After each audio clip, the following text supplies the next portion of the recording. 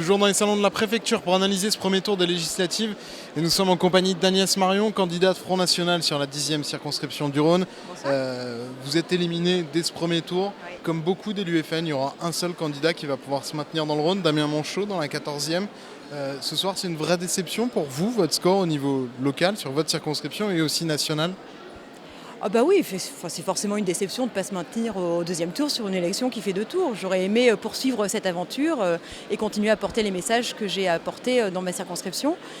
Maintenant, c'est surtout moi ce qui me consterne sur ce résultat-là, et c'est plus cela qui m'attriste, c'est l'abstention.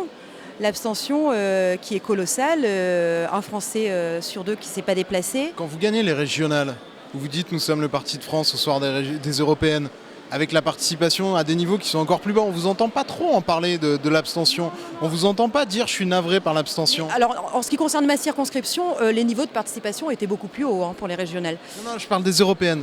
Les européennes où on est autour excusez-moi, des européennes. Oui. Sur les européennes, quand vous gagnez la dernière fois, souvenir du score de la participation des européennes. on était à moins de 40%. Ce qui doit nous interroger, ce qui est très différent avec les européennes, c'est que c'est un scrutin à la proportionnelle. Là, ce qui doit nous interroger, c'est cette très très forte abstention qui fait qu'un Français sur 2 est citoyen sur le papier, il a la possibilité d'aller voter, mais il ne va pas voter parce que, et c'est les gens que je rencontre moi sur les territoires, ils ont l'impression que les élections sont jouées d'avance parce qu'effectivement il y a cet effet d'enchaînement présidentiel, législative, et puis ce battage qui fait que depuis 2 semaines, on explique de toute manière Emmanuel Macron aura une large majorité, et donc en fait les gens se disent finalement mon bulletin n'aura pas de poids parce que dans ce scrutin uninominal à 2 tours, il y a des logiques de baronnie qui fait que je n'arriverai pas à faire passer mes idées.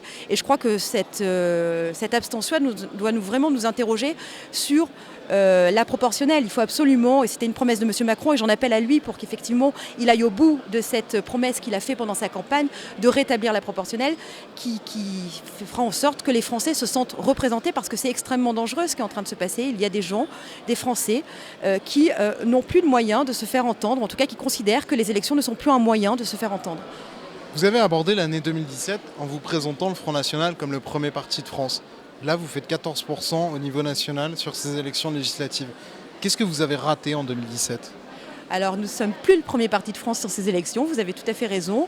Je ne dirais pas que nous avons raté quelque chose, nous avons effectivement cet objet politique non identifié, Emmanuel Macron, qui a chamboulé tout le jeu politique, et nous ne sommes pas les principaux à en faire les frais. Je crois que quand vous regardez ce qui se passe chez les Républicains avec des personnalités très assises dans leur circonscription qui se font débouler dès ce premier tour, qui font des très très faibles scores avec des illustres inconnus qui les poussent vers la sortie. Je crois qu'effectivement il y a un rebattement de l'échiquier politique qui est en train de se jouer, et donc c'est à nous effectivement maintenant de se repositionner sur ces nouvelles logiques. Merci beaucoup Agnès Marion. Merci à vous.